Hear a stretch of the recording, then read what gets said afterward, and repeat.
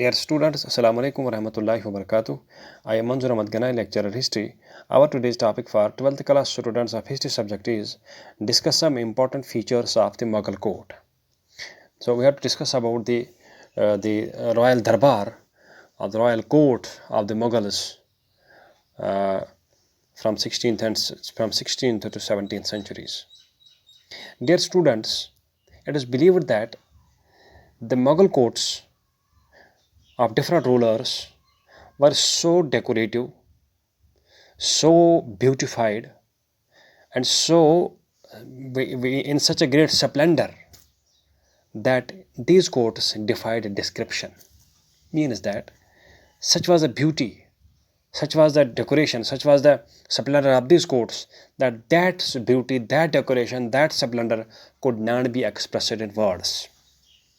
However, generally speaking, the Mughal courts, there are different activities which used to be carried out in the darbars, in the courts of the Mughal rulers.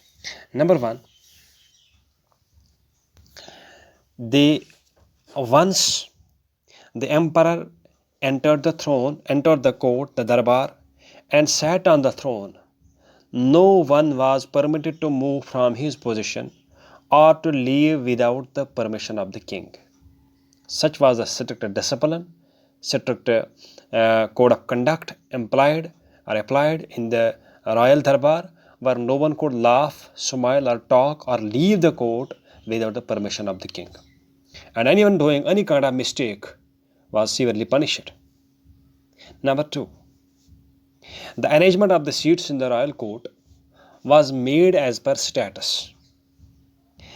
The importance and respect of a person depended upon nearness of his seat to the throne of the king. If the seat of any courtier, of a noble, of a minister, the more a seat of a minister, a courtier, or a noble was close to the throne of a king, more was a respect and status. If the seat of the courtier, noble, or minister was far away from the throne of the king, means that courtier, that noble had not that great status and respect in the eyes of the king. So means that जितना कोई empire, जितनी किसी Nobel और minister की seat बादशाह के throne के नज़दीक होती थी, उतना उसका ज़्यादा रेस्पेक्ट और ज़्यादा स्टेटस होता था, इम्पोर्टेंस होती थी. जितना कोई सीट दूर होती बादशाह के थ्रोन से, उतना उसके ज़्यादा कम रैंक और पोजीशन और स्टेटस होता था.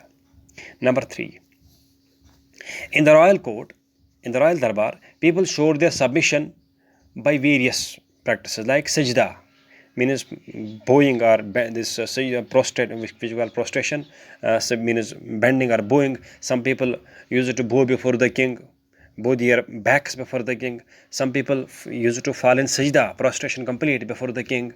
Some people kissed king's feet, known as paibus. And there were also the practice of chahar taslim introduced by Shah Jahan, in which a person used to have the backside of his right hand on the ground, and after taking this hand slowly up and standing up, he used to put the palm of this right hand on the center of his head and do this practice 4 times. This is called the chahar taslim. And then zameen bo means kissing the place where there were the feet of the king. So these practices like sajda, paibos, chahar taslim, zameen bo, etc., were different practices which were performed by the courtiers, by the people who were in the royal court to express their respect and status for their respect for their love, affection, and respect for the king. Next, daily in the morning, the king used to appear in a small balcony, a small window, to show his people to show his face to the people, known as Jaroka Darshan. Means that whenever early in the morning, when the king used to get up from his sleep, he would go to a balcony, he would go to a window, specialized window, wherein he would show his face to the people. One of the important windows, special windows of his court, of his darbar, and through that window he would show his vision, he would show his face to the people, and known as Jaroka Darshan. Next, and after Jaroka Darshan, it is believed that, and after having tea and other things, the king used to go to Diwani Am and Diwani Khas. Diwani Am, where he used to meet common people, to discuss different administrative matters, different grievance of the people. Diwani Khas, where king used to meet special officers and so had to meet secret meetings and other things.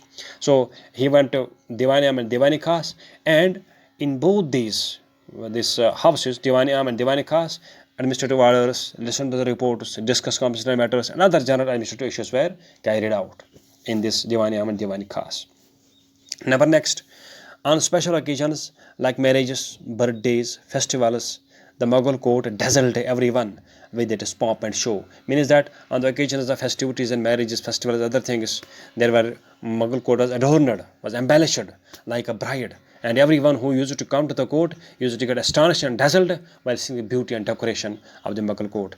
And at these times, the hustle and bustle, the joy, the hustle and bustle was at peak in the court and on those days. Number next, several functions of awarding titles and gifts to the sons of the kings and to other close people of the king were also celebrated in great splendor in the royal court. Thank you.